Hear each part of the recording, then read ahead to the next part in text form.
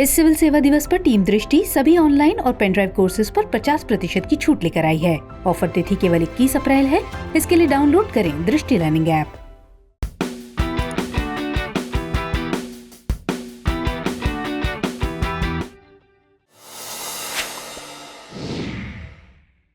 Hello viewers, एक बार फिर से हाजिर है आप सभी का फेवरेट ऑडियो आर्टिकल प्रोग्राम और मैं हूं आतिफा। आज हम बात करेंगे सिविल सेवा स्टील फ्रेम ऑफ इंडिया पर। हमारा यह आर्टिकल सिविल सेवा दिवस के अवसर पर विशेष प्रस्तुति के रूप में है। इसमें सिविल सेवा के बारे में विस्तार से चर्चा की गई है। साथ ही इसमें सिविल सेवा के इतिहास से लेकर इसके वर्तमान स्वरूप पर प्रकाश डाला गया है।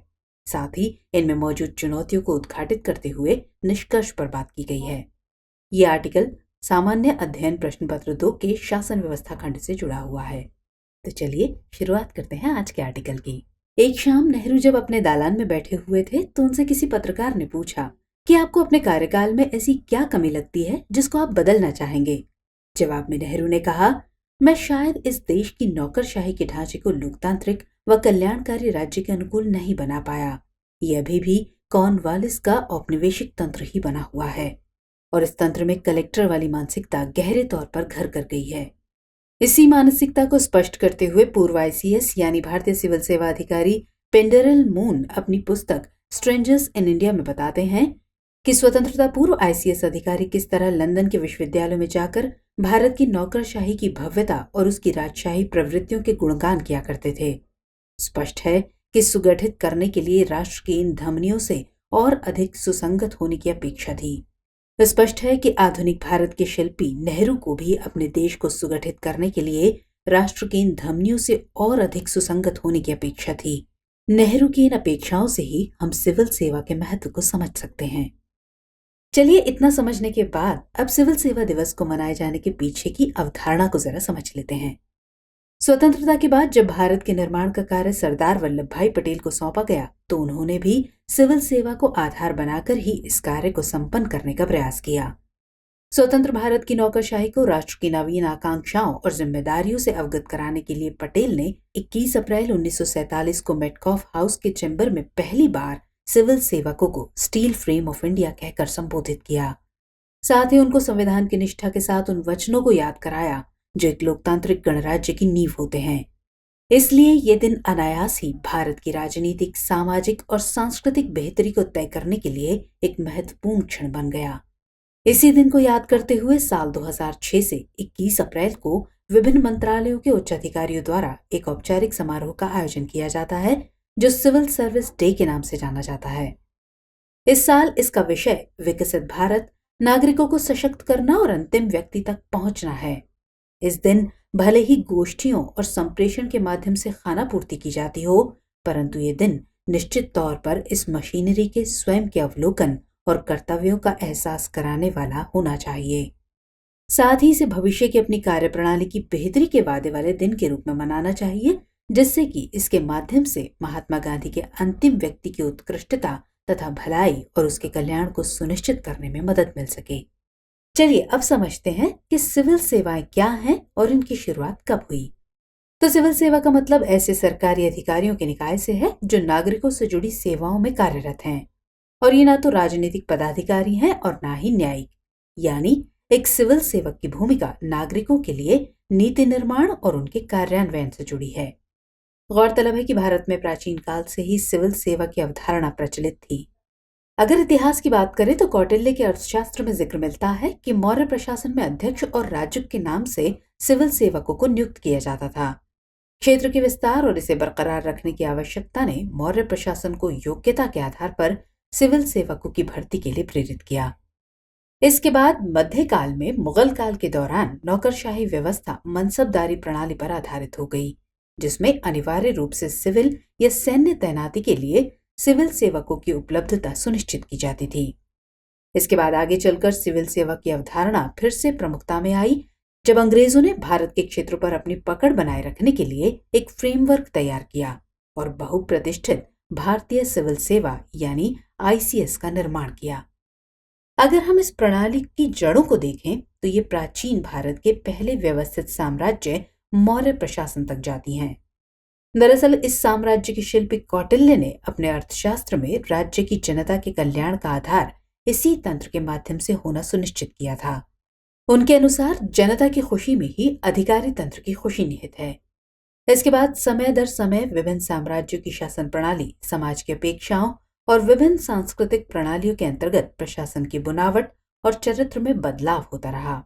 आगे चलकर महात्मा गांधी भी अपनी स्वराज की अवधारणा में उत्तम अभिशासन हेतु 8 गुण बताते हुए कहते हैं कि उत्तम शासन सुनिश्चित करने हेतु प्रशासक को जवाबदेह, पारदर्शी, वस्तुनिष्ठ, करुणाशील, समावेशी, कुशल, भागीदारीपूर्ण और सर्वसम्मति उन्मुख होना चाहिए। स्वतंत्रता के बाद से ये नौकरशाही लोकतांत्रिक ढांचे में ढलना शुरू हुई तथा राजनीतिक विकास क्रम के विभिन्न दौर में प्रतिबद्धता आधारित लाइसेंस राज, वैश्विक सरकार और नागरिक केंद्रित व बाजार आधारित प्रणाली के अनुरूप चरित्र धारण करती रही। वेबेरियन मॉडल से नवलोक प्रबंधन मॉडल तक की एक लंबी दूरी ये प्रणाली तय कर चुकी है। बहरहाल लॉर्ड कॉर्नवालिस द्वारा भारतीय सिविल सेवा को पेश किए जाने के बाद से इसमें कई बदलाव किए गए हैं जिन्हें हमें समझना भी जरूरी है। अब सवाल आता है कि आजादी के बाद भारत में सिविल सेवाओं की क्या स्थिति है। तो असल में भारत में सिविल सेवाओं को विविधता में एकता के विचार को बढ़ावा देने के लिए गठित किया गया था। सिविल सेवाओं से अपेक्षा की गई थी कि वो देश को प्रभावित करने वाली विभिन्न परिस्थितियों और राजनीतिक उथल पुथल के दौर में भी प्रशासन में निरंतरता और बदलाव को बनाए रखें। इसके लिए संविधान के भाग 14 में सिविल सेवाओं से जुड़े कुछ प्रमुख प्रावधान अनुच्छेद 308 से लेकर 313 तक में शामिल किए गए। इसी तरह लोक सेवकों की नियुक्ति के लिए लोक सेवा आयोग का गठन किया गया है, जिसका उल्लेख संविधान के अनुच्छेद 315 से लेकर 323 तक मिलता है। इसमें अनुच्छेद 312 के मुताबिक संसद को संघ और राज्य के लिए एक या एक से अधिक अखिल भारतीय सेवाएं बनाने का अधिकार प्राप्त है। गौरतलब है कि इसमें एक अखिल भारतीय न्यायिक सेवा भी शामिल है।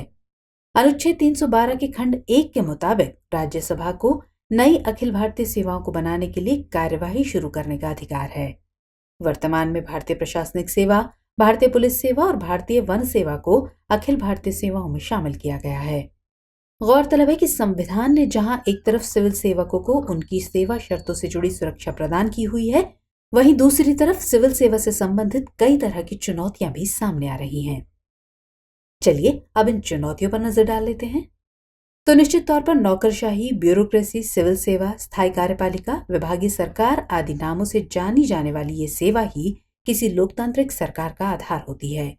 यही वो मशीनरी है जिसके माध्यम से न केवल नीतियों और कानूनों को क्रियान्वित किया जाता है, वरन इसके द्वारा ही सामाजिक न्याय को सुनिश्चित किया जाता है। अगर हालिया कोविड महामारी की बात करें तो इसकी वजह से आई आपदा के दौर में भी इसकी भूमिका और ज्यादा महत्वपूर्ण रूप से दिखाई पड़ी थी। लेकिन अपेक्षाओं के सापेक्ष ये प्रणाली अभी भी विभिन्न सीमाओं से ग्रसित रही है। समय समय पर इस पर राजनीतिक प्रतिबद्धता, भ्रष्टाचार, अकर्मण्यता और संवेदनहीनता के आरोप लगते रहे हैं। गुजरे साल प्रधानमंत्री ने संसद में कहा था कि सब कुछ बाबू ही करेंगे, ये कौन सी बड़ी ताकत बना दी हमने। तब इसकी नैतिक कमजोरियां सतह पर दिखाई देने लगी। ये सही है कि यह व्यवस्था खुद भी कार्यबोझ, विभागीयकरण, इंफ्रास्ट्रक्चर की कमी और राजनीतिक दबाव जैसी चुनौतियों से जूझ रही है, लेकिन इनसे उबरने के क्रम में इस प्रणाली को अंतर्निहित सुधारों पर भी ध्यान देने की जरूरत है। अगर उदाहरण के लिए बात करें तो भारतीय नौकरशाही पर एक बड़ा आरोप परिवर्तनशील न होने का लगता रहा है। दरअसल लोगों का मानना है कि आजादी के बाद भी भारतीय सिविल सेवा प्रणाली ने एक एकीकृत प्रशासनिक सिस्टम की तरह ब्रिटिश संरचना के तत्वों को बनाए रखा है। चलिए अब ऐसे में ये जान लेते हैं कि इस मामले में निष्कर्ष के तौर पर क्या कहा जा सकता है। तो अंत में यही कहा जा सकता है कि गण के इस तंत्र को एक बार रुककर सोचना होगा कि उनकी इस यात्रा का साध्य क्या था।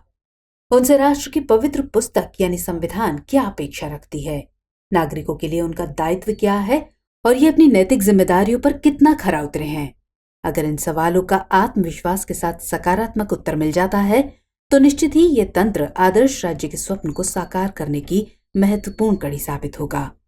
इसलिए निष्पादन आधारित प्रणाली, कार्य संस्कृति में सुधार, सरल और सुलभ तकनीकी के प्रति लगाव, विशिष्टता हेतु प्रशिक्षण तथा नागरिक चार्टर, सूचना का अधिकार जैसी युक्तियों के प्रति तत्परता के माध्यम से ही ये अपने ध्येय के नजदीक पहुंच पाएगी।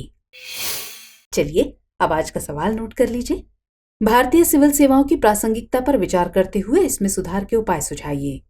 तो व्यूअर्स, आज के एपिसोड में इतना ही। हमारा एपिसोड आपको कैसा लगा कमेंट सेक्शन में जरूर बताइएगा। मुलाकात होगी अगले एपिसोड में किसी और खास टॉपिक के साथ। तब तक के लिए जय हिंद।